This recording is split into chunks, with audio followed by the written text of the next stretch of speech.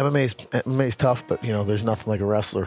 I would I told them, people ask me, friends, people from all over the world, Guida, how many times state champ were you? This and that, and I just kind of shake my head and laugh. I'm like, man, I never made it downstate, and they're just blown away. They're like, wait, I see you wrestling, you take everyone down in the octagon and this and that, you beat them up. I'm like, yeah, well, it took me a while to expect to win, and I didn't expect to win when I was a kid.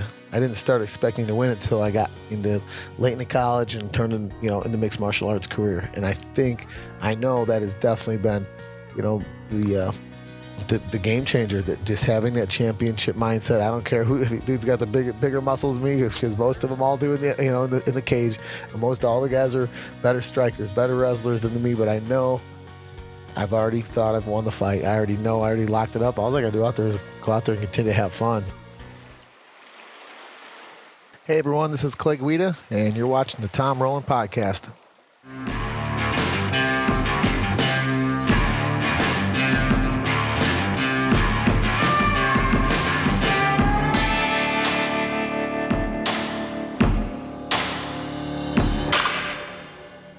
What's going on, everybody? Welcome to the podcast today. Today's a special day. We're sitting here at Hawks Cay, and I have my friend Clay, the Carpenter Guida, is going to join us here in just a minute.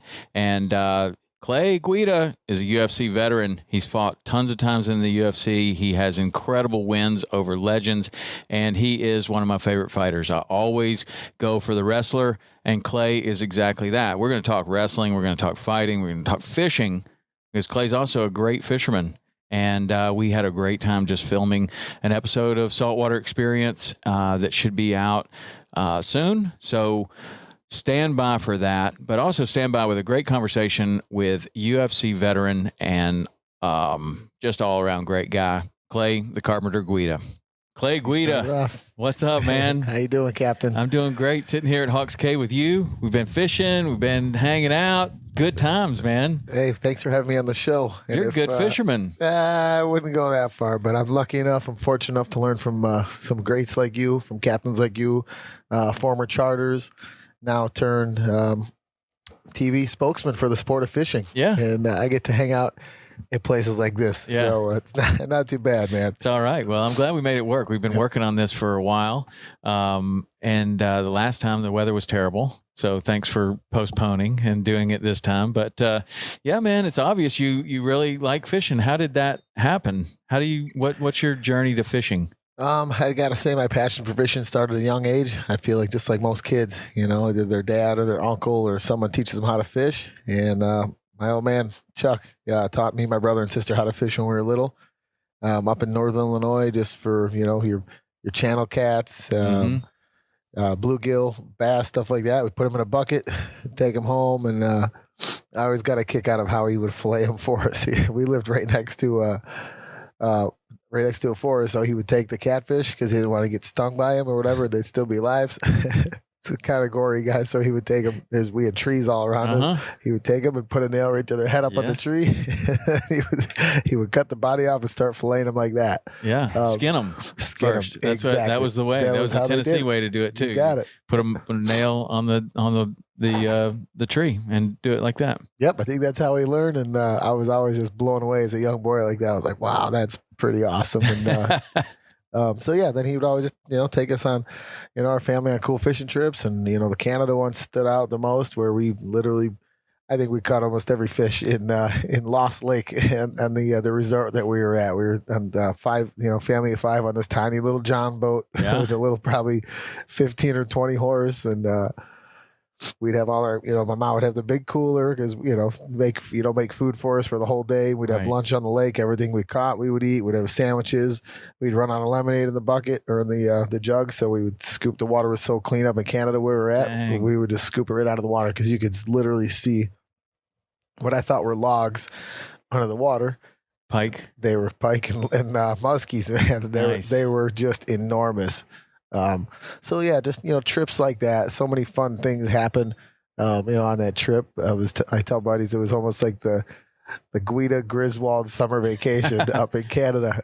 We had so many fun things. I wouldn't say went wrong, just kind of fishing bloopers. My brother fell off the boat at one time. I fell off the boat. He fell off the pier. He was like kind of carrying the, like the little, the stringer, next to the pier, and then he fell in, and there was a kind of like a wives' tale like going on that we kept hearing, during the week at the, in the fish house or whatever, people were cleaning their fish, that there was just a giant northern. Don't dangle your toes in the, right by the dock right there, because there's like a 5-foot northern pike and stuff like that. So that was just kind of where I got just saw the cool adventures that fishing has to offer. I had a trip like that, similar. When I was a senior in high school, my dad took me on a northern pike trip to Reindeer Lake in northern Saskatchewan. Great trip. We had an amazing time.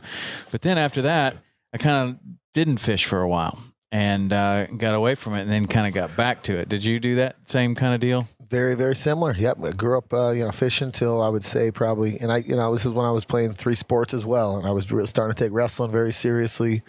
And I'd say I'd probably fished till like early in high school. And then I got away from it just because I was so into sports. And then when I was out on a vacation, I think after I fought Roger Huerta, me and my former manager, his brother, we all went out to Puerto Vallarta, and my buddy Dominic, he's like, "Hey, you want to go do some fishing?" And he was kind of questioning me. He's like, "You like to fish?" I'm like, "Yeah, it's been a while." He's like, "You ever been in the saltwater fish? You ever go for saltwater fishing or whatever?" I'm like, at the time, I don't know if I really had, and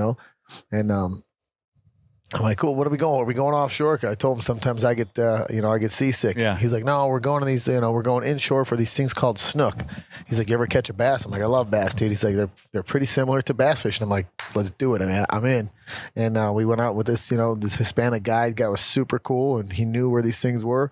And he took us out to the mouth of this canal. We were just, we caught a few snook, and I was just amazed at how cool these things were, how strong they were, even when we caught little tiny ones. And then he took us out to the mouth, and then we saw this big old school of jacks. And the guy's, "Hey," he's like, "Gringo, take that cat right over there." And I was like, "You sure?" And I threw this top water in there, and these, how those jacks are, they just come unglued, man. That's awesome. And we were just picking them off out there. We accidentally caught a bird. I was like, "This is it." And once again, the adventure started. I'm like, "Wait, are we supposed to be doing?" I'm like filming it. I'm like, the poor bird, and the guy's he's getting the hook out of its, its talon or whatever. So I had a guy that worked for me, and he was always like, "What's wrong with catching a bird?" Like, we go out there, we catch 3 tarpon, a permit, a bonefish, we catch 3 sharks, and one bird, and all they talk about when they get back is they caught a bird. He's like, "People love catching birds.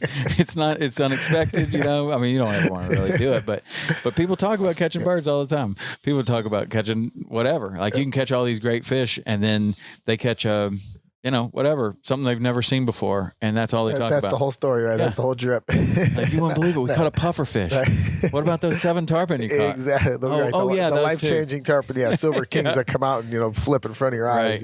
But yeah, so it was kind of one of those things, and that's what got me fired up again about about fishing. I was like, man, and I went back and started bass fishing again, and I was hooked on it, and then it was just kind of one of those things, during my travels, with MMA and all the cool things I got to do with wrestling and traveling. I was like, maybe I'll hit up this guy and email this guy. Maybe I can get on the water or something, because I don't know. When you're traveling like that, you're not bringing your gear with you, but maybe you can go learn from some guy that wants to take you on the water. So right. So you're kind of setting yourself up for maybe a life after fighting, maybe with this Gillz and Thrillz. That's exactly the plan. Yeah. Yep. So I teamed up with who's a former opponent, a former teammate of mine, Chad Money Mendez. He started his Fins and Feathers Celebrity Guide Service, where he takes fans and clients out hunting all over the country, all over the world, and if either with him or other fighters. Uriah Faber's been on many of them. Dan Henderson, Brad Miller in the NBA, TJ Dillashaw. I mean, he's had me go on a couple of hog hunts when he wasn't able to make it. So it was just kind of, I guess you could say, kind of piggybacked off of him, or he's been just kind of teaching me things. So I teamed up with him, and we started the Fins and Feathers. I'm sorry, the Gillz and Thrillz division, fishing division of Fins and Feathers. And so far it seems to be going pretty well. And the concept with that was take them fishing, on a Friday or Saturday, and then kind of partner that up with, or pair that up with other things I love to do. Going to professional sporting events. I love baseball. Take the clients to, an event. We took them to a Cubbies game. Take them to a live concert. We got our first inaugural Gillz and Thrillz trip was, I'm not sure if you're in the country. I'm really not, but there's this band called Zach Brown Band. I guess it's pretty he popular. Likes to fish. big time. He's a huge outdoorsman. Yeah. So they did a special private meet and greet with 12 of our clients. I mean, we got to go backstage, hang out by the RV with them, Nice. their tour bus. Have beers, they introduced them to the entire band, got to hang out with them, take photos. I got to talk to them for a little while. And then they gave us, like VIP passes, tickets to the event, to the concert. So things like that. We try to pair it up. We're friends with security from Metallica. We're buddies, got to meet the band before. So Nice. So that's kind of the concept of it. And then obviously take them to UFC events too. I had Adrian Smith on the podcast. He's the guitarist for Iron Maiden. He's a huge fisherman. Did you know that? I didn't know. I didn't know this either, but he wrote a book, and I got wind of this book, and then it just so happened that his agent was like reaching out, said, would you be interested in having Adrian Smith on the podcast? And I was like, well, hell yeah. And so it turns out, like, when Iron Maiden was touring, just like you, like, okay, I'm going to go to this city. I wonder if there's any fishing there. That's what he would do. Except in a lot of cases, all his friends would go party, and he would go to whatever dirty ass river was next door and start fishing, and he'd fish for carp, and he's an Englishman. So carp is huge over there. So he'd come to these places over here where nobody wants to fish, and he was like having a great time. There's huge carp in here, and he's good at catching them. But he was interesting, but same kind of deal. Like, he just used his travel and used his all these places that he's going, and he does all kinds of fishing. I mean, he's a really good fisherman and loves it. But fishing is like that for a lot of people that have a different life, like your life, your training life, your profession. It's tough, man. It's a violent, tough, disciplined thing. And then you have fishing. And I've noticed a lot of people, like when I was guiding all the time, there would be this guy, and he would obviously be athletic, obviously be way into fishing, and just love it. And he would become a really good client. And then somewhere along the line, I'd be like, hey, what's your background in athletics? Almost always they had a background in wrestling. These guys that were really good at it and that were really like obsessed with fishing. And I've always kind of wondered, like, why? And I kind of think that, wrestling is a physical chess game. That's the way my wrestling coach always explained it. It's like, this is just a physical chess game. You got to be thinking moves ahead. And fishing is a lot the same way. And I didn't really get like super into fishing until I saw what sight fishing was, where I could see the fish, and then I could see where I needed to cast it, and I could see the reaction of the fish. And then that's a little more like wrestling, like, as opposed to like blind wrestling or whatever. Like this was, once I saw that, it was over for me. That's you make a good point, Captain. It's funny you mention that, because I've been asking myself that for years now, and wrestling and fighting is my passion, and fishing. So I've been like, why am I so hooked on this? You know what I mean? Obviously, right. But I thought about it. I was like, well, to me, I think there's so many similarities between fishing, catching a fish, fighting, and wrestling, because it's a very individual sport. All three of them. Yep. I mean, think about it. Besides, if you're with a captain or a guide like yourself, you know what I mean, who might help you take you to the fish, but most of the time you got to cast it. Right. You got to put the bait on by yourself. If you're a man and you want to learn how to be a good fisherman, nothing against anyone other guys out there that don't bait their own hook or whatever, but I believe it's the build up to it, the preparation, finding the fish, and just the entire process, of it. And then you're the only one fighting that fish, you know what I mean? So it's like you've been preparing, you've been thinking about it. And one thing I know too, the other night, because I know before we filmed, I had a hard time sleeping, and the only time, and I could sleep through anything, man, you know what I mean? But I used to always have a hard time sleeping before wrestling tournaments. Yeah. And when I know I'm going fishing the next day, because it's an excitement, I'm thinking, okay, what in this situation? I'm going to listen to Captain, and what I got to do here when he tells me to do this. So I'm always kind of, thinking, just preparing myself and being ready for any situation. So that's the closest I can think to why I have such a passion for it, because it reminds me of wrestling and fighting. I'll tell you what I think is going to happen is I think you're going to learn a little bit more about a couple of different types of fishing, and you're going to really get obsessed with it. Because here's what happens when I found fly fishing, for example, I was horrible at it, right? Terrible. I mean, it's cracking like a bullwhip. It's not supposed to do that, by the way. Okay. When you start and it's cracking like a bullwhip, you're doing it wrong. Okay. And so it's cracking like a bullwhip, and I'm trying to get it out there, and I don't see any way that I can catch a fish. And so finally, I start to figure out the cast. And then I start getting better at it. And then I start enjoying the practicing of the casting. And then I start getting better and better and better and better at it. So now that when I see a fish, I know I can make that cast. And then I start learning from people like Lefty Cray or other people that just like wrestling techniques and different takedowns. And it's like, look, you get with a really good wrestler and you're holding his wrist like this. And he's like, no, hold it like this. And it makes all the difference in the world. Right. And then, so just little details. Yep. And it's like, look, because when you do this, you can get your head under, or you can do whatever. And so you start practicing, and you start practicing other techniques, and you learn how you can make it curve, and you can learn how you can make it do all this other stuff. And then you get as excited about the practicing as you do about the actual physical fishing. part of it. Yep. And same with a spinning rod. Like when you get really good with a spinning rod, you start practicing and practicing and practicing. And then with a spinning rod, like, and fishing for these fish that we have here, like bonefish, permit, tarpon, if you throw it in there with bait the right way, if you do it right, you should get the bite. Like, and what we were doing with the mullet and stuff like that, there's a lot left up to chance. But there's a lot of types of fishing that we do where we stalk the fish. We see the fish before we cast it. You cast it in there, and if you do it right, you should get bit. Now, when you're fly fishing, you can do it right and still not get bit. That's the thing, you know. But that's when it became a complete obsession for me, is that the more practice time I put in, the more preparation I put in, it all paid off, you know, at the moment, you know, and you're not also not getting kicked in the face. Like when you don't do it right, you don't get kicked in the face.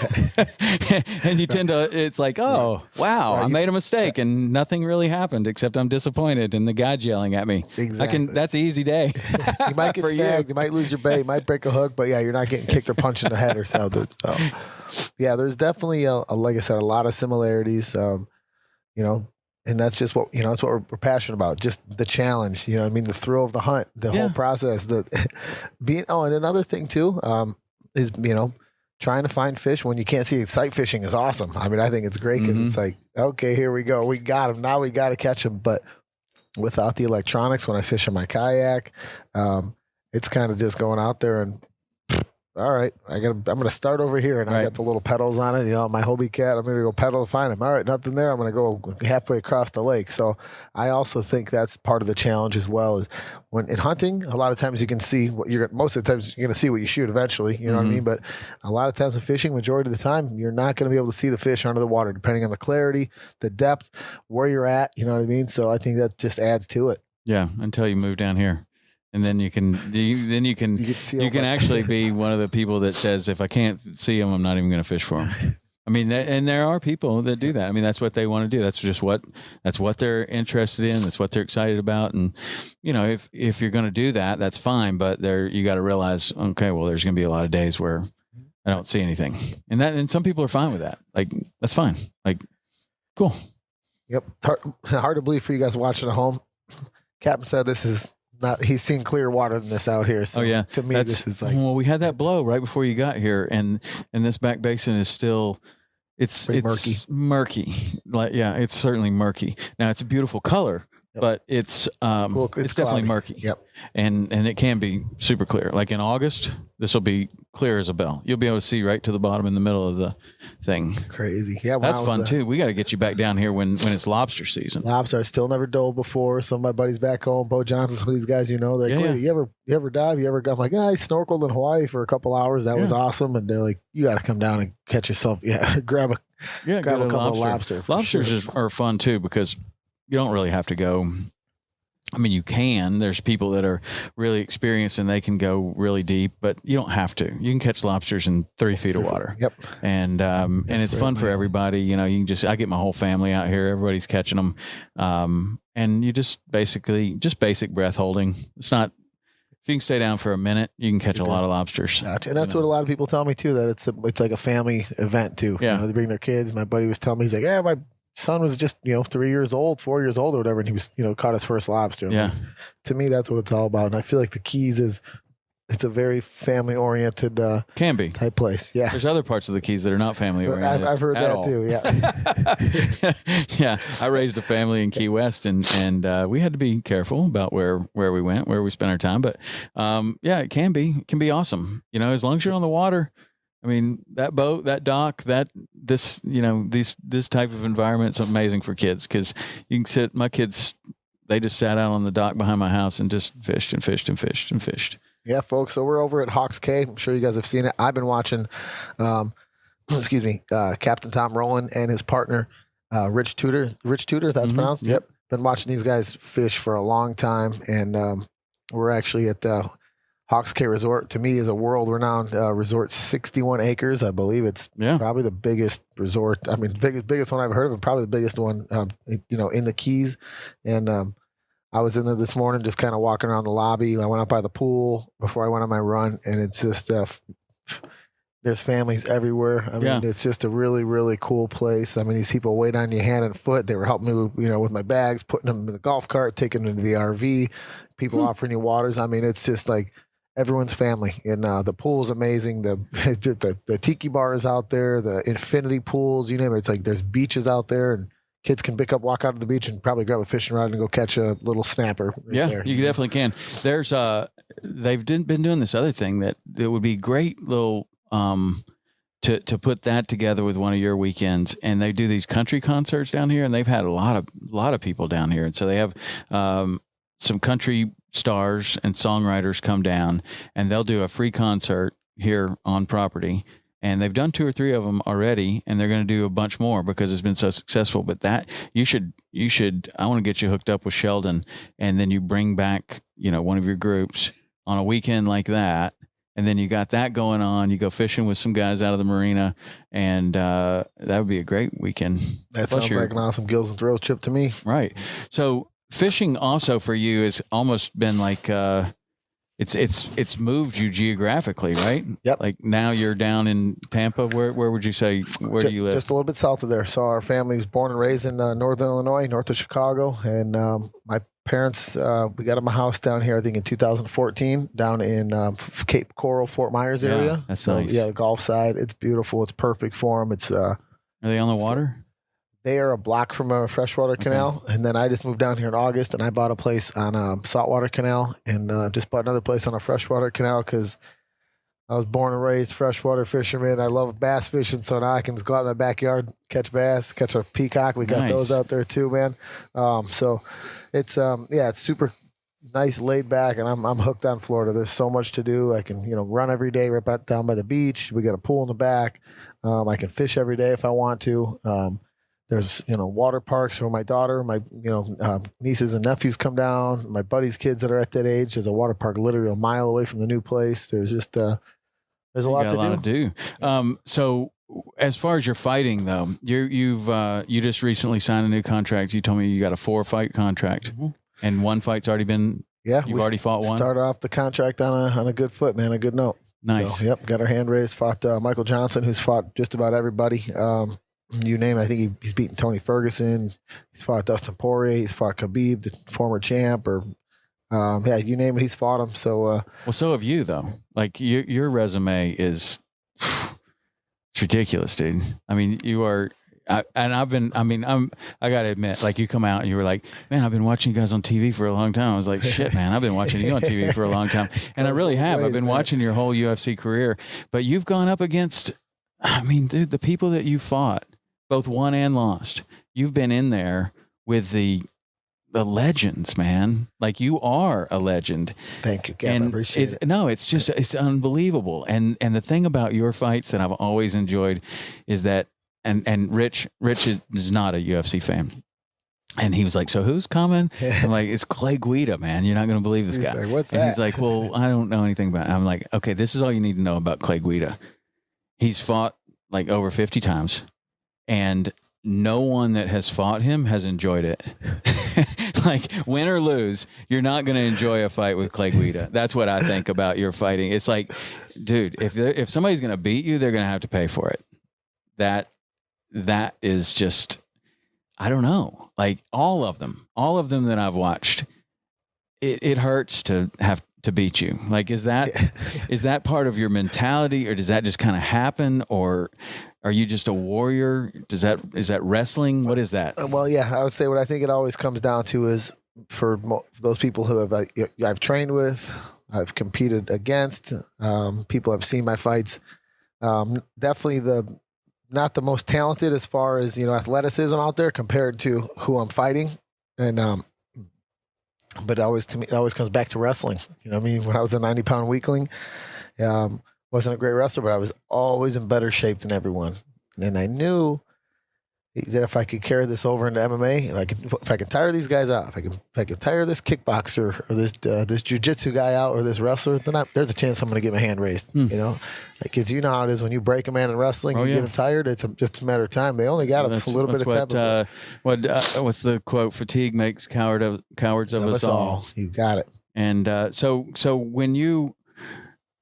when you're wrestling and you're just in better shape than everyone, what do you attribute that to now? Now that you know more about training, now that you know, like, what was it that you were doing? Was it that you were a little brother? Was it that you liked to do some other sport or something that was contributing to this shape that you're in? Or what do you attribute to now? Because a lot of times, when you're training for something, you don't realize that something else that you're doing just for fun or whatever is making you really good at something.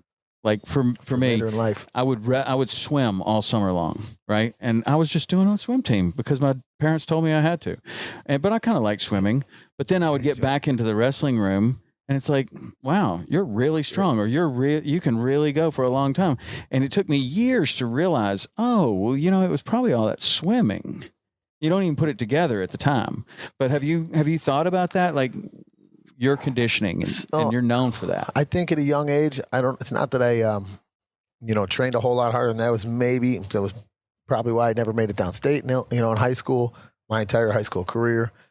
And didn't have the success that I wanted because I wasn't really getting the extra workouts. Cause you grew up with some of those guys you wrestled in high school that one practice in high school wasn't there, during the season wasn't enough. They would go home and they would either go to another club and they work out someone, or they go hit the treadmill, or they go to the weight room. So I wasn't doing that as often as some of the guys I found more success. So I think the success that I didn't have at a young age, there was still some rocks left unturned, some stones left unturned, some things that was burning inside me. Man, I want to win. I want to be the best. Let's try out this fighting thing. You know what I mean? And so there was things I knew I had to do different. I knew I had to just outwork these guys. It was simple with my running, with my kettlebells, with being in the gym, staying late, getting there early, doing the extra practices on my own, doing the road work. Those things that we learned at a later age. I was a slow learner, late developer. Same thing. Did all right in junior college. I was the starter on a national championship wrestling team, and the week before nationals, I got beat by in the wrestle off. I was the starter the whole time, and it was just that one. That was rough, man. I'm gonna make it to nationals because we were on the number one team in the country, and I had already beaten a bunch of the guys that were in my conference. If you place top 5 in your conference or 3 or whatever, you win. And I already beaten these guys. I'm like, cool. I'm going to nationals. I'm gonna place. I'm gonna medal, whatever it is, and then. A kid from Florida. I appreciate it. He got drafted, recruited from South Dade, very successful high school in Miami, Dade County. 3 of those guys came up and they were on the team, and coaches, he asked if he wanted to wrestle off, and he beat me in the wrestle off like a week before in the whole season. I was just like, what happened? Like, I don't know if I let off the gas. I don't know if I overlooked him. It was just one of those things. And then, kind of crazy. He turned out he couldn't make weight, and then so he didn't even end up wrestling. And they brought a 141 pounder up to fill the spot, and that's when I kind of just I really had just a hard time, and I wasn't ready to give up athletics. I wasn't ready to stop competing yet, and so I think it was a combination of those things that I hadn't found the success in wrestling, and that's what I, contribute, my success in MMA now too, is those things that I just didn't do at a young age, and I'm not going to make that I wouldn't say regret or whatever. I'm not. Now it's in my control. It can be regret, but it can also be your biggest gift, and you can still, even today, you can tell you've got a hard time like swallowing that. Like it's a hard time coming to terms with that, but probably that's the fuel that has taken you much, much further. I mean, what if you had won that match and you go in, you win 3 matches in the thing, but you don't win the nationals, and maybe your athletic career's over right there. Exactly. And I look at it like that too. Like that was maybe the catalyst, the wanting, the need to, fill that void, whatever you want to call it. But it was rough because my best buddy, Jared, who I've spoke with you when we were out fishing yesterday, we started a wrestling club, Spartan Wrestling Club back home. And, teammate of mine forever, taught me a lot about wrestling, a lot about life. And we were on the same team, junior college. And we had a similar incident too. There was this kid, Nick Hall, who was just a badass. He wrestled at Neosho County, which is junior college in Kansas, and he was already an All-American. He transferred over to Harper College, and then the week before nationals, he asked him, coach asked him, "Hey, you want to wrestle off?" And this dude was a stud, and he just didn't have didn't have a good style for Jared, for how Jared's style was, and he put a thumping on my buddy too, man. So that happened to both of you. And my brother. My brother was on the same team too. But I think it's pretty interesting that it happened to both of you, and you now start this wrestling academy or wrestling club. Yep. So do you guys think about those 2 lessons and how they affected both of your lives, and then do you try to pass that on to the kids? Absolutely. So what's the lesson there? Don't ever stop. Don't give up. Keep believing in yourself and realize that if it doesn't happen right now, there's still some way down the road. If you have to keep the championship mindset that you're going to be able to turn things around, or whatever, whatever it may be, and you can do things, you can still be successful later, because it was pretty wild. So he lost in the wrestle off, and then he got called. Excuse me, because the guy that beat him got sick. He got shingles, so he couldn't wrestle. So then coach called him. Our coach, like Dan Labrino, called him. He's like, "Yo, dude, sick. Weigh-ins are Friday or whatever, Thursday." He's like, "How much you weigh?" My buddy was 13 27 over. Yeah, exactly. And he got the weight off. You know what? He did it, and I felt bad because coach called me, and I didn't even try it. I was like almost 20 pounds over, and I was like, you know what? I'm over it. And I didn't try it, didn't give it a shot. My buddy Jared did. He All-American. He helped win the national championship for us. He won, I think he wrestled 6 or 7 times. He won 4 out of the 7 matches and helped us win a national championship, man. And just all of that. And there was one, the first night, this is kind of wild. The first match he wrestled, he ended up losing to the guy that went on to win the tournament.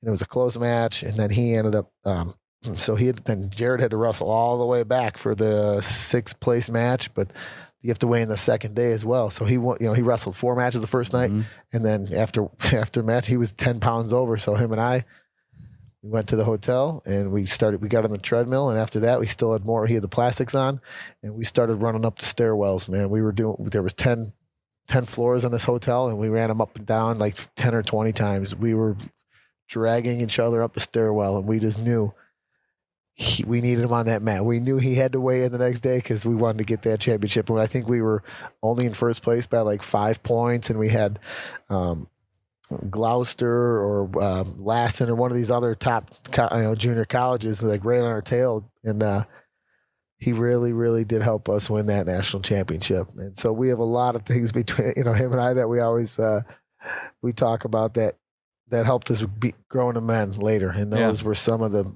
rough experiences early at a young age, that's one of the things that I like the most about wrestling is that, there are a lot of people that are really good at wrestling, but there's one state champion in each weight class. You don't have to be that state champion. You don't have to take it to that level to learn the lessons that wrestling can teach people. And, I think that it was important for me. Like my kids are like, "You're making me wrestle." My wife said, "You're making the kids wrestle?" I said, "Yeah, I'm going to make the kids wrestle." Like they're going to wrestle. And at the time, they both ended up liking it. My younger son, who was the best one of us all, he had a more of a love-hate relationship with wrestling. Like he was feeling a lot of pressure from it, but then finally he embraced it because he was more of a natural, and every coach that would see him wrestle was like, oh, hell yeah, you're going to be awesome. Yep. And every time that somebody would tell him that, it would go the other way. Like he would get nervous, like there was a lot of pressure on him, where my older son, you know, they were like, yeah, you might be okay. And he developed a work ethic from wrestling. That's what he developed. My younger son developed toughness from wrestling. He developed a mindset from wrestling. He developed an ability to overcome anything in his life. He developed a hardness, and he developed a way to deal with pressures in his life. And you know, I mean, he was like a 3rd place finisher. My other son was a 4th place finisher, and that's great, but that's not a super high level of wrestling. But you don't have to go to a super high level of wrestling to get the lessons that wrestling is there to teach. And that's what I wanted for my boys. I was like, look, I just want them to wrestle long enough to where they learn some lessons that you learn on the mat and you learn in the room. And they did. And then they took it a little further, and that's awesome. And then they decided not to take it any further than that, and that's fine, whatever. But it's just such a great sport, and it's just such an amazing thing for kids to do, and now girls and boys. You know, there's a lot of lessons out there that you learn on that mat. You make a great point, Cap, and the life skills that help you build they're invaluable. I mean, right. they are priceless. And what do you think are those life skills? Like when you look at your kid's program, and you look at things like, in hindsight, a lot of times you find, oh, those were the lessons that it really taught me, or you see the lessons that it's instilling in people that, you know, maybe at the time you don't even realize that that's happening. But what do you think, in your opinion, as a wrestler and a wrestling coach? You still have another, maybe a wrestling parent. I don't know, but I'm both. I'm all three. I'm a wrestler. I was a wrestling coach, and I was a wrestling parent. And I can tell you that by far the wrestling parent is the most difficult. Definitely for me. Because there's no control. You have no control over anything. Mm-hmm. As a wrestling coach, you're there on the mat with them. You're talking to the kid. You're doing whatever. As a wrestler yourself, you're in control. Yep. But then as a wrestling parent, you're like, if you're a good one, you're back in the stands, not saying a word. Yep. If you're a bad one, you're screaming your head off. I wish some of those parents back home were watching this right now. They are. Oh. They're like, yeah, I don't like those people. Yeah. The people that yell all the time, and the wife's going, yeah, it's you. They're talking about you. No, they're not. They're talking about you. Oh, boy. Sometimes it's the moms that are the worst. Yeah. And that doesn't just go for wrestling, folks. That goes for all sports. Sometimes, hey, you bring your children to a coach, to a club, to a team, to let them learn, to let the coach take over. So maybe you should let them do that sometime. A lot of times, that's the way. Yeah. But so many people, like they want to live vicariously through their child, and they want their child to not make the same mistakes that they did. But the funny thing is like just what we're talking about. Those mistakes are what define you as a person, and if you learn from those mistakes and you never make them again, then they define the rest of your life.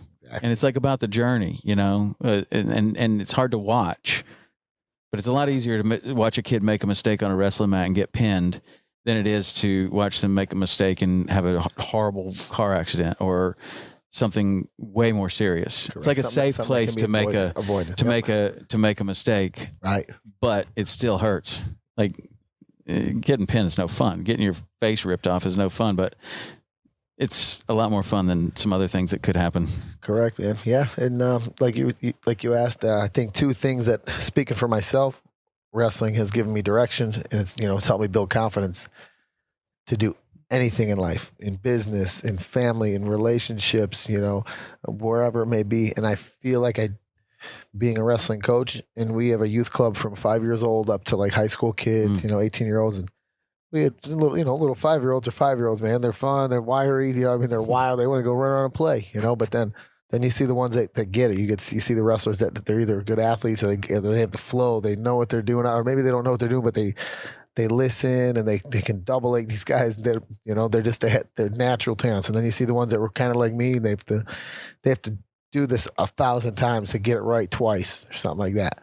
But then you see the ones that stick with it, and they at first they're like kind of timid, just like in any sport, kids are timid to be around other kids that they don't know. In a wrestling room, that can be very, very very demoralizing room, or definitely going out on the mat and competing with wild parents that are screaming, just they're bananas in the stands. They're just over the top, but it's cool to see the progression. It's cool to see the kids that was the little shaky, timid one that would cry to his parents on the side of the mat, maybe at practice, or he would run to him, at practice, and then he would definitely do it if the match wouldn't go his way, at the gymnasium. But it's cool to see them come back out for the team and start to grow confident and see him turn into a tough Sometimes little dude. It's one thing, one win or one move even. And it's like, oh, you can do that. They got it. Yeah, and they got it. Yep. I remember I was like, I guess it was when I was in 4th grade, going into 4th grade. And up until that time, I was not a good wrestler at all. I got beat almost every time, right? Like just all the time.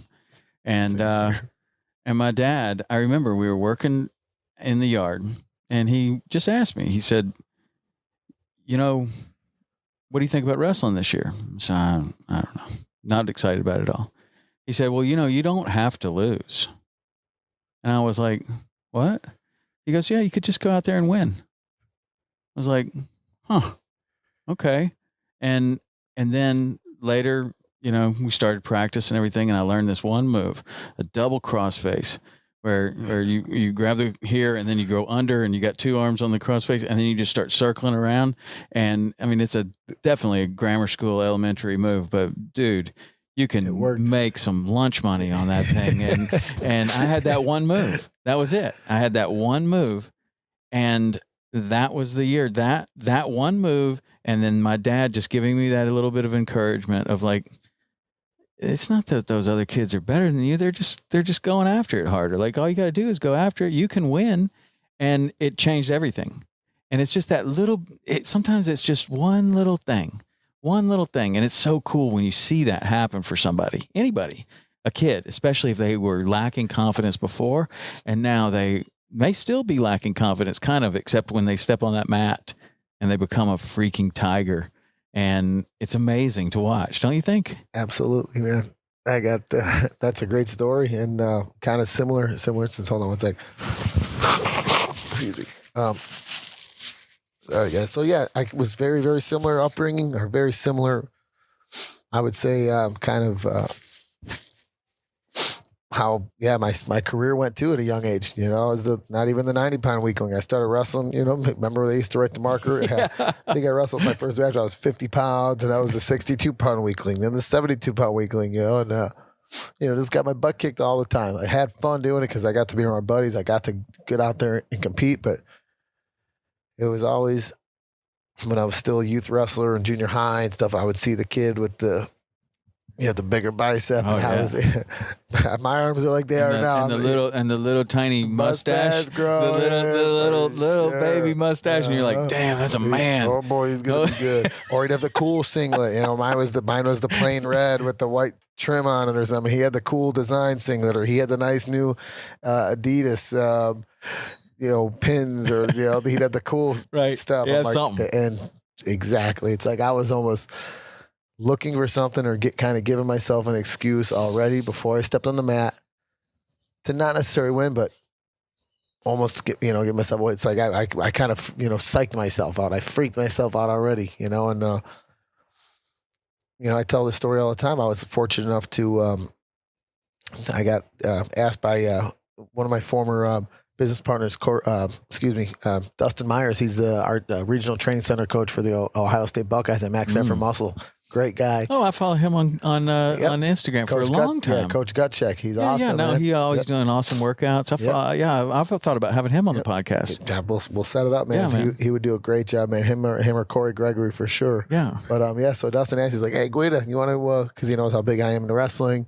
He knows I like working out. With these D1 guys. He's like, hey, you're going to be in town. Or he's like, how about this? You want to be an honorary captain for the Ohio State? For the Buckeyes, they're wrestling Minnesota on a Sunday. I'm like, absolutely. He's like, to fly in, and we'll introduce you in front of the, not the gymnasium, the arena. I'm like, absolutely, man. So, got there. They gave me the shirt, the Buckeyes shirt, and everything. And it's a big Big Ten rivalry right there. I mean, those guys are both vying for a Big Ten title, and the crowd, it was supposed to be super, super packed, but a gnarly snowstorm came in that day, so people were freaked out. So there was a couple thousand people there, but either way, so they came out, they introduced me to, brought up some UFC, some of my MMA accolades, whatever. But and then I went back in the corridor, kind of by the locker rooms, and I'm just pacing. I'm pumped back and forth. I'm calling my parents and just telling them, how cool it was. And then I'm right by the, the Buckeyes locker room, and door opens. It's Coach Tom Ryan. He goes, "Hey, Guida, we go on in like 10 minutes. You want to come and give us a pep talk real quick?" I was like, "Yeah, let's do this." And I mean, it was the who's who. They were going for the national title that year. Kyle Snyder. Yeah. Kyle Snyder. That's the first thing I was thinking of. Yeah, two-time NCAA champ, world champ, Olympic champ was on the team. Miles Martin, national champ. Let's see. I mean, the list goes on. Logan Stieber was in there. Jeff Jaggers was in there, who's a national champ, assistant coach. Tervel, Delagnoff, who was an Olympian, he was was in there. Colin Moore. I mean, it's the who's who. Was Luke Pletcher. So it was their stud team. So I'm just like, all right, here we go. And I just Flo was in there doing. Yeah, they were in there doing the rest. So they were filming the whole thing, and we got to go watch them work out earlier that day. So Flo's filming me, and I went into just speaking mode, and it was awesome because I've got been fortunate enough to be able to do some keynote speaking events and stuff like that. But it was just so cool to see these young men just kind of waiting on every word that I told them. I call it like the wrestling is life, speech that I give, and I told them MMA is tough, but there's nothing like a wrestler. I would trade. I told them, people ask me, fans, friends, people from all over the world, Guida, how many time state champ were you? This and that. And I just kind of shake my head and laugh. I'm like, man, I never made it downstate. And they're just blown away. They're like, wait, I see you wrestling. You take everyone down in the octagon and this and that. You beat them up. I'm like, yeah, well, it took me a while to expect to win. And I didn't expect to win when I was a kid. I didn't start expecting to win until I got late into college and turned into mixed martial arts career. And I know that has definitely been, the game changer, that just having that championship mindset. I don't care who, if dude's got the bigger muscles than me, because most of them all do in the cage, and most all the guys are better strikers, better wrestlers than me. But I know I've already thought I've won the fight. I already know I already locked it up. All I got to do out there is go out there and continue to have fun, And it was cool seeing Kyle Snyder. He was cool. He was sitting Indian style with his back up against a pillar, and he was his eyes were just lit up. He just had this grin on his face, man. He was starting to just get pumped up, and just seeing these dudes really wait on every word. And Coach Tom Ryan they were just jacked. And I told him, man, like, I would trade everything and all the success, all the money, except the relationships. I would trade it all in for a state championship in wrestling. Not the people that I met, because that's what it's all about. You know what I mean? Yeah. And you can teach a monkey to go make money. I could go make that money back. You know what I mean? But like I said, being a wrestler, I hold it so close to my heart. But like I said, it wasn't meant to happen. And maybe this is meant to happen. Yeah, it's interesting though, like following you on social media for all this time, and you use the hashtag wrestling is life, and I sometimes see you wearing a shirt that says, wrestling saved my life or something to that effect.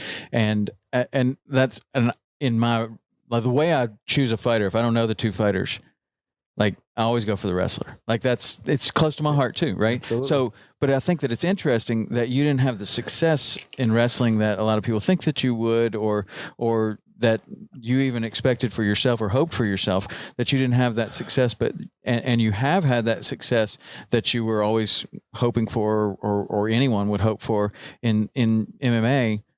But you say wrestling is life, not MMA is life, and that's your message, and that's who you're talking to. Why do you think that is so important to you, the wrestling? Simple, great question. Wrestling was the foundation. Wrestling is the foundation. It's been my platform since day one. We wouldn't be doing this interview for a couple of reasons. I wouldn't have made it to the MMA into the UFC without wrestling. If I was a striker, you wouldn't have chose me because I wasn't a wrestler for this, to go fishing or do this podcast. Maybe if you were a good fisherman. So yeah, I mean, same thing. Without my brother teaching me how to wrestle, who knows if I would have gotten into it in a later sport. But you bet your bottom dollar, I never would have gotten into mixed martial arts if it wasn't for wrestling. And that kind of started by accident too. I told you a little bit about the story yesterday, how I got into it, but that whole thing of me going to fish on a boat in Alaska was so that I could pay for college, because I wasn't good enough. I wasn't getting recruited for athletics. I wasn't getting recruited for academics. So I'm like, all right, you know what? I'm just gonna figure out a way to pay for it. I need to make some big money fast, so I'm gonna go out to Alaska or work for one of these fishing companies. So I applied. Just like the old days, man. I just wrote a bunch of letters to these companies and never got any replies back. So I'm like, all right, I'm going to pick up my truck and I'm going to drive. I was living in Colorado with my buddy Jared at the time, and I drove with no driver's license. And I had a little 1991 Chevy Durango, a tiny little pickup truck with it. I installed a cap on it, and I shoved a little 6-foot mattress in there, man. And I hung drapes or curtains on there, and I literally lived out of my truck for like months at a time. Yeah. And I loved it. It was the best. You get to Alaska?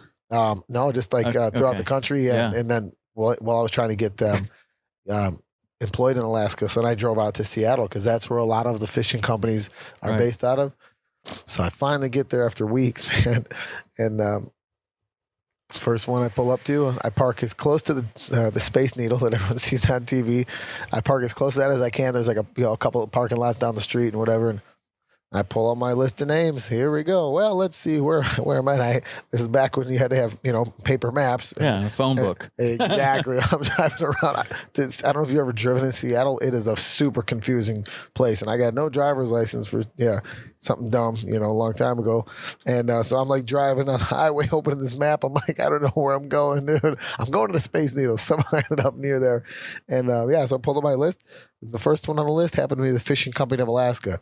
I look at the address. I looked at where I was at. I was like, that's 2 blocks away. Walked up there, went to like the 25th floor, Fishing Company of Alaska. And this guy named Brian something was the recruiter. And he's like, sit down, young man. I go into his office. He's like, so what are you doing? What do you want to do? I'm like, I want to get on a fishing boat and go make some money. I'm trying to go wrestle in college. He's like, yeah, sure. He's like, all right. I'm like, I sent you guys like applications, or I filled applications weeks ago.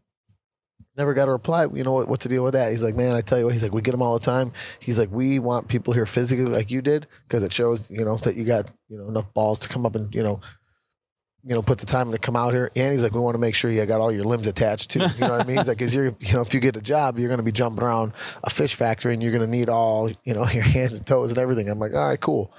And he's like, so when do you want to start? I'm like, yesterday. I'm like, immediately, because I had just got my tax return. I think I had like $1,200 to my name. So he's like, well, how long you plan on being there? I'm like, I plan on getting on a fishing boat soon, sir. If And he's like, well, right now we're about 2 weeks out until the next ship comes in after they finish, their when they do their offload and they get recruit new guys. I'm like, man, I don't know if I guess I could live in my truck until then. But he's like, you know what? I got this phone call. I'll be back in 5 minutes. So I'm just kind of sitting there, just a little bummed out. I'm like, man, I'm going to be stuck here, and he comes back in. He's like, I tell you what, 2 guys, we just got the most highest profitable, boat in the fleet. The Alaska Jurist just had 2 guys. We just got a call from them. 2 guys want to come home. One misses his girlfriend and one got hurt. One got sick or whatever. I'm like, all right. He's like, tell you what, go down to this clinic right here. You pass the drug test, you come back, we'll get you on a flight tomorrow. I was like, sweet, dude. Went down there. That was the first, urinalysis I ever took.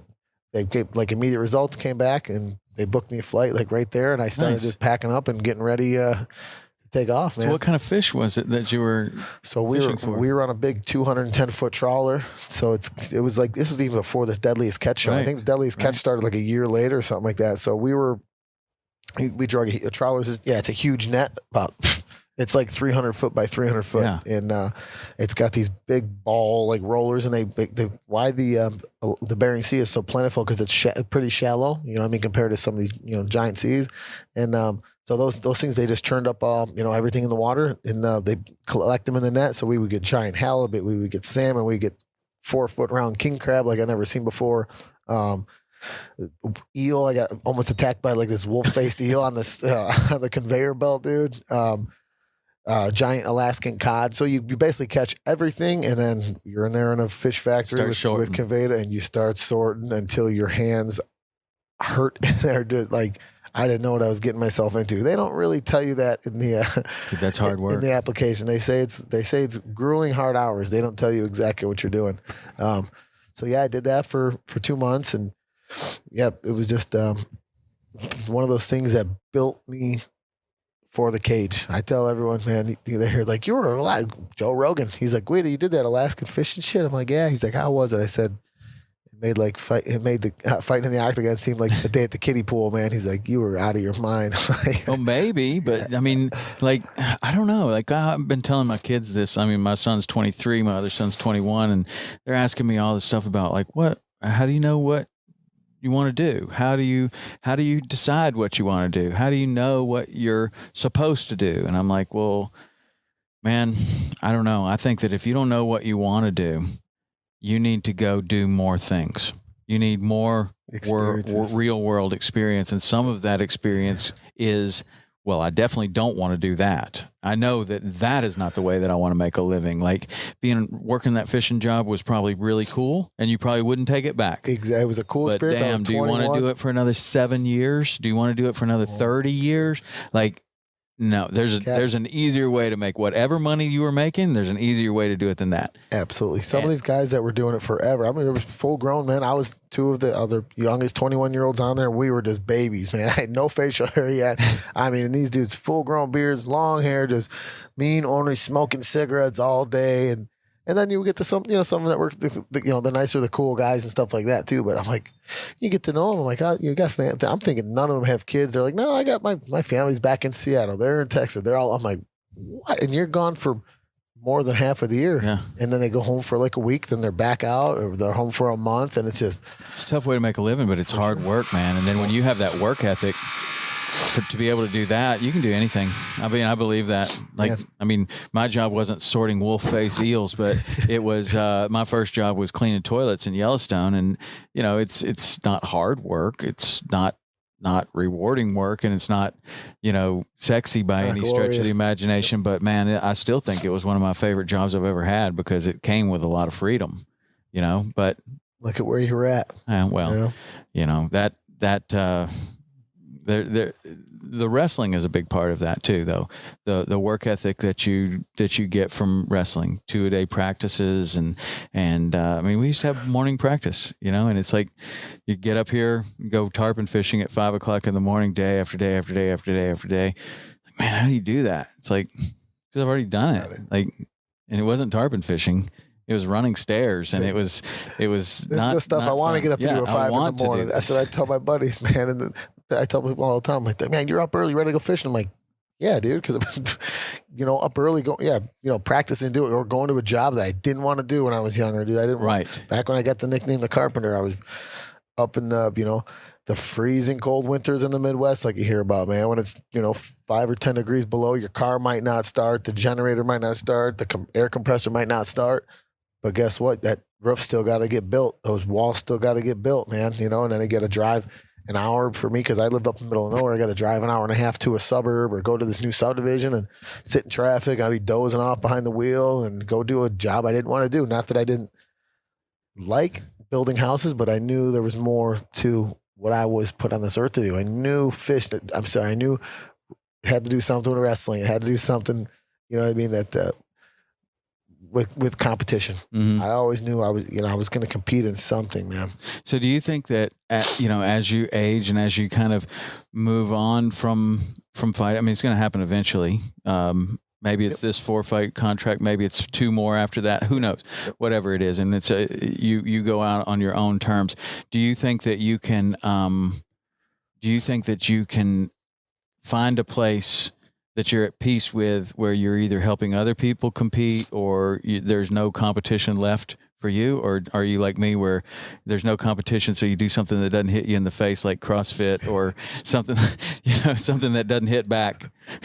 Absolutely. Great questions. And I don't want to compete forever. I don't want to fight forever, because obviously everyone knows, the human's not meant to go through that. Look at some of the guys, look at Randy Couture. That guy didn't start competing in MMA till he was 35 or 36. Right. And he wasn't sitting on the couch eating potato chips. That guy was competing I mean, he's Greco-Roman around the world. Exactly. Greco-Roman wrestler, you know. And he fought, I think I was at his last fight when he fought Machida, you know, and got his teeth kicked knocked out. But it wasn't because he was out of shape. It was just because sometimes the sport starts to take over, you know, whatever it may be. So, yeah, I mean, it'll be hard to say goodbye. I can't put a number on it because a lot of times people are like, how many more you got, Guida? You know what I mean? I'm just like, dude. Well, that's not what I'm asking, though. It's just like once you ever come to terms with however you're going to say goodbye, do you think that you always have to have competition in your life, or are you okay with, like, that was my competitive period of my life, and now I'm going to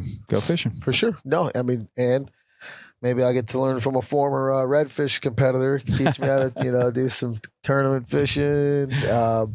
That's always, I definitely want to learn to, do some tournament fishing, coaching the club, being around the greatest sport that saved my life of wrestling, being able to help coach these kids in youth programs and coach in high school. I get it back in Illinois.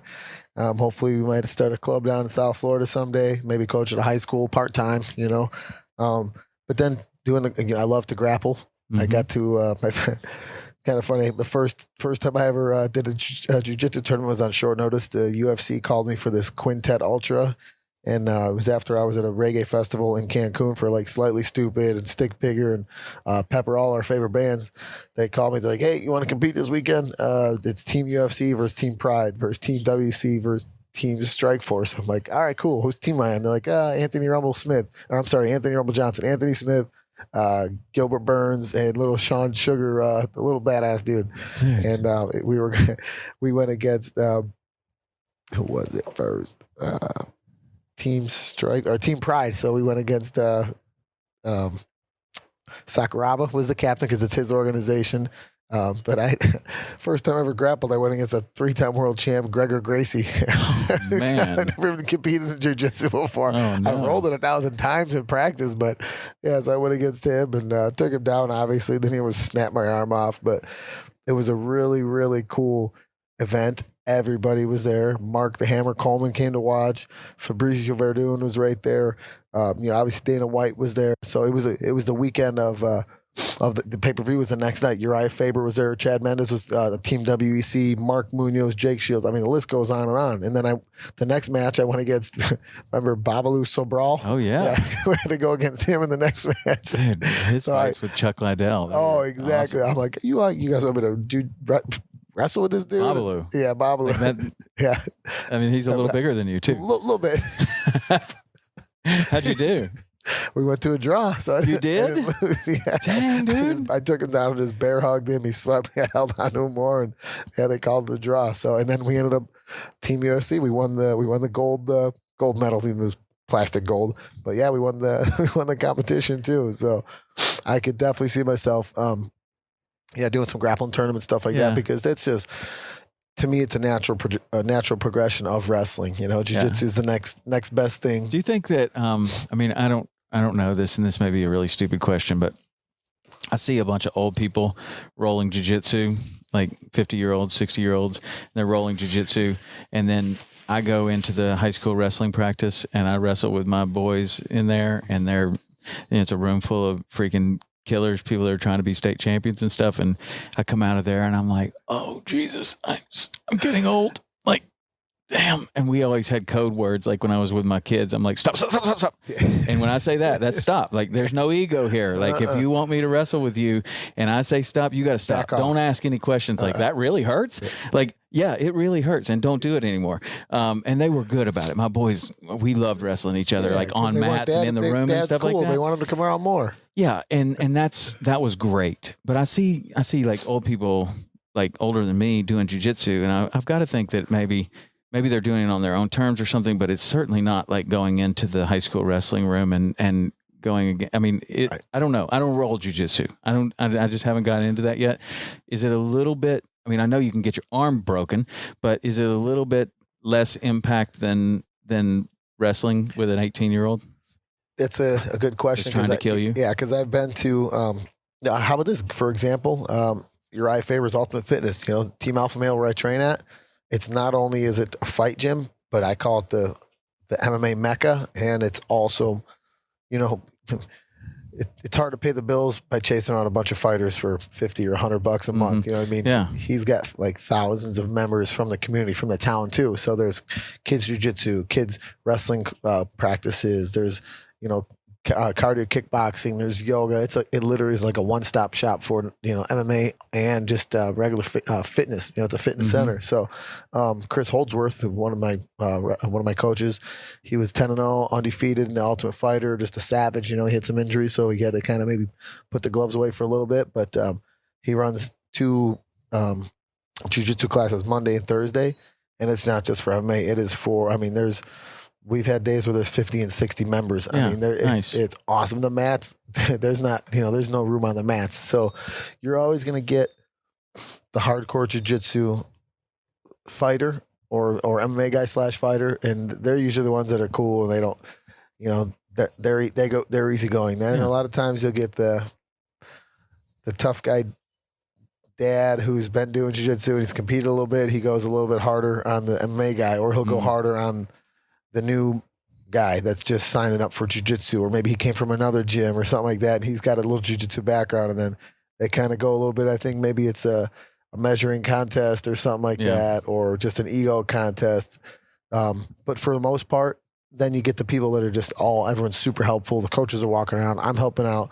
You know what I mean? The fighters are helping out the girls and the boys and the adults that are just getting into it and they got a question. You know what I mean? So for most of the part, everyone's super cordial and welcoming, but it's just like anything. A lot of times you'll get the guys that got a little bit of an ego and they'll go a little bit harder, and it's like, you know, and I've had my, not snapped obviously, but where it's like, oh, yep, okay, that's good. And then you're like, oh, dude, why'd you do that? Or they go for like a leg lock or something. And I'm always early to. I don't understand the not tapping in practice. Like, I get it. You're So fighting for silly. a title or something. Like, oh, I'm not going to tap. Right. Okay, cool. Well, you're a super high level competitor, but in practice, like, that's like, I'm not going to get pinned in a wrestling practice. Like, no, I think it's time to do another. Okay, you got me. Like, let's go again. Yep. You know, like, why? I don't understand that why people would, nobody's ever going to tap me. Yeah. Well, then you're not with the right people, probably, because if you're with the right people, they're definitely going to tap you. They're going to get you. They're definitely going to get you. Exactly. But it's just a cool world, man. I like it, and it's it definitely like transfers over to life. Just the wrestling mentality, the jiu-jitsu too. It's cool. But I find it really cool how you embrace wrestling as you know, like it's almost like you owe it to wrestling, is the way it appears, is that you owe something to wrestling. And I mean, you were just at the Olympic trials. You're like, and even when we were talking, you were saying like, oh, well, you know, it's good for the sport, you know, and you always seem to be looking out for the sport of wrestling. And it's just really cool. You're an ambassador.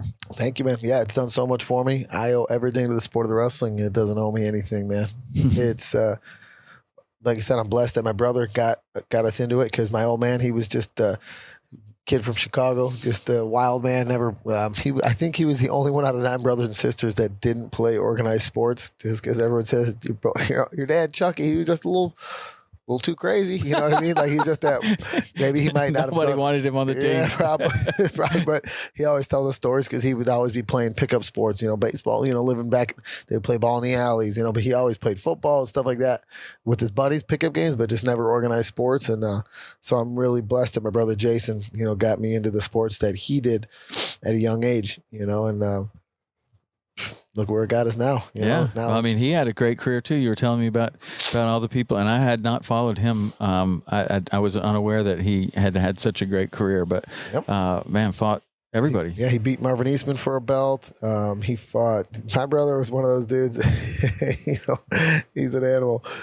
He would take a fight on a couple of weeks' notice. You know, for 50. He said in the interview, he's like, I'll fight Chuck Liddell for $50 in a case of Old Style, a case of Keystone Light. I'm like, oh my gosh, he's crazy. But yeah, he's fought so many dudes. Like I said, Jeff Munson. He wrestled Brock Lesnar in college.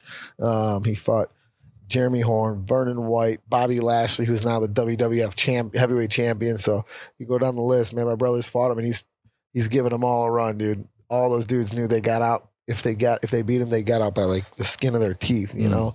So yeah, he's taught me a lot, and just want him to come down here and do some more fishing, man, because he's got to get on a big tarpon. He had one next to the boat, which some people call it a catch, but we didn't get to get a photo with it. And I think I was FaceTiming his wife at the time, so no one had their phones out. We were with Bo Johnson, and the leader broke in Bo's hand, and my brother about lost it. It was just one of those.